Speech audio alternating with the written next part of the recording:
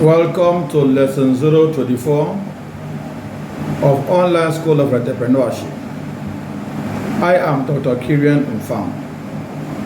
In today's lecture, we will dwell on the strategies to improve a business, Part 2. Upon completion of this lecture, our audience will be able to 1. Explain all risk isn't risky strategy of improving a business, and 2. Explain don't waste time strategy of improving a business. Strategy number 4 to improve a business. All risk isn't risk. Warren Buffett, a businessman, investor, and philanthropist, once said, risk comes from not knowing what you are doing. Among the several definitions of an entrepreneur, some are pretty good, while others are downright terrible. Regardless, a common word among them seems to be risk, which is what truly defines an entrepreneur. The following simple definition by Merriam-Webster is one of the best. An entrepreneur is one who organizes, manages, and assumes the risk of a business or an enterprise. The focus then becomes understanding risk and how it factors into being an entrepreneur. Risk, as defined by the same dictionary, is the possibility of loss. What's most interesting about this definition, and contrary to popular belief, is that it doesn't impart a negative value judgment. The definition merely declares the possibility of loss. In other words, an event can have a 1% or a 99% probability of loss. Our response to an interpretation of those two levels of risk make all the difference. Entrepreneurs have a higher tolerance for risk than an average person when it comes to starting and running a business. According to the Kaufman Foundation, less than 80% of businesses last after their 5th year of existence. Moreover, according to Saratoga Venture Finance, less than 1% of businesses ever go public. Despite these daunting odds, entrepreneurs are not deterred from pursuing their goals. This higher tolerance of risk among entrepreneurs, though, doesn't tell the whole story. Entrepreneurs surely take on high probabilities of failure, but they don't necessarily like to gamble. Instead, they take calculated risk, stacking the deck in their favor. They find ways to minimize or to spread the risk of their endeavor to increase the odds of their success or minimize the odds of loss. Entrepreneurs have the confidence in themselves to avoid and to overcome obstacles that could cause great loss, whether through expert knowledge, solid relationships, or even personal wealth. For example, the media tend to emphasize the Cinderella stories of CEOs who have achieved great success despite unfavorable odds. However, a closer look at these stories often reveals that the CEOs took calculated risk and have solid backup plans.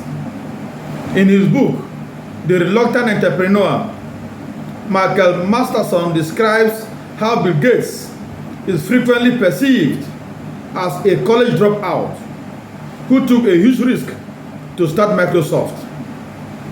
Masterson criticizes these perspectives and paints a very practical picture of Gates, one that portrays him as a methodological, brilliant youngster who always planned to return to school if his business venture didn't work out.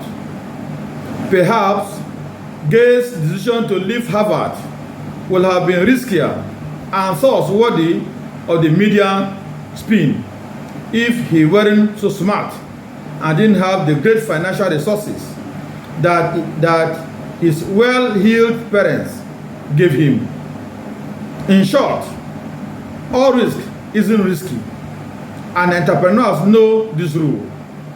But another way, the reality of becoming an entrepreneur isn't so much about the high probability or risk of failure as much as your ability to beat the odds.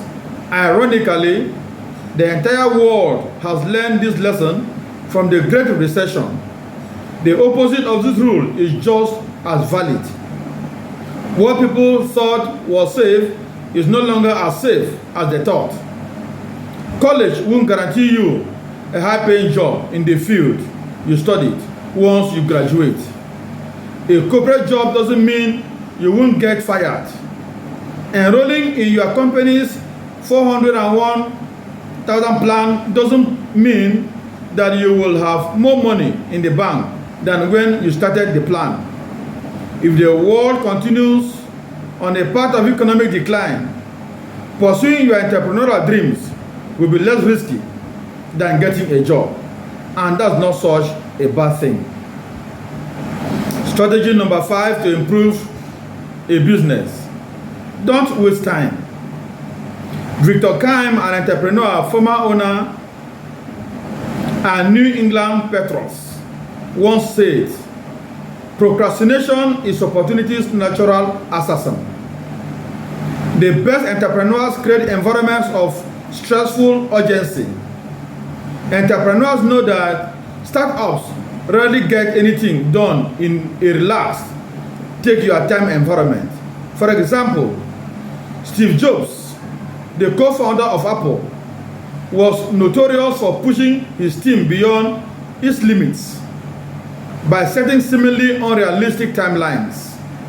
As a result, his company created products quicker than they had ever imagined was possible, and thus gained a huge competitive advantage over rival companies like IBM.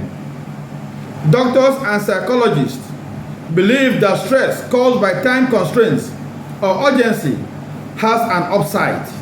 In fact, they argue that we all need stress in our lives to perform certain tasks at a high level, ranging from avoiding a car accident to finishing a report for work. A recent MSNBC.com article explored the benefits of stress.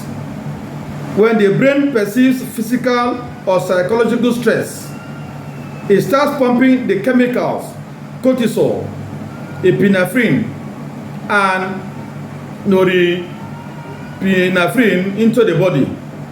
Instantly, the heart beats faster, blood pressure increases, senses sharpen, a rise in blood glucose invigorates us, and we are ready to rock.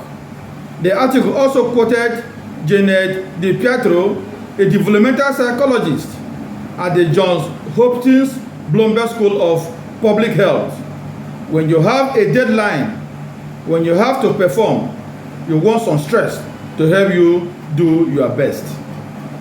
If you lack the sense of urgency to grow your business, evaluate why you want to be in business. Perhaps you are not passionate about the business idea. Maybe your subconscious tells you that the idea isn't worth pursuing. Maybe the idea isn't yours and you feel no allegiance to it. Or maybe you lack the self-discipline to be an entrepreneur. Whatever the reason, your lack of enthusiasm is not a good sign. In the course of this lecture, and in line with our instructional objectives, we were able to 1. Explain all risk isn't risky strategy of improving a business, and 2. Explain don't waste time strategy of improving a business. If you have any difficulty in any topic on entrepreneurship, do please send us a message on Facebook so we can research and help you out. Go to our Facebook page, Online School of Entrepreneurship, and study entrepreneurship at no cost. Please support us by one, following us on our Facebook page, Online School of Entrepreneurship. 2, subscribing to our YouTube channel, Entrepreneurship Teacher.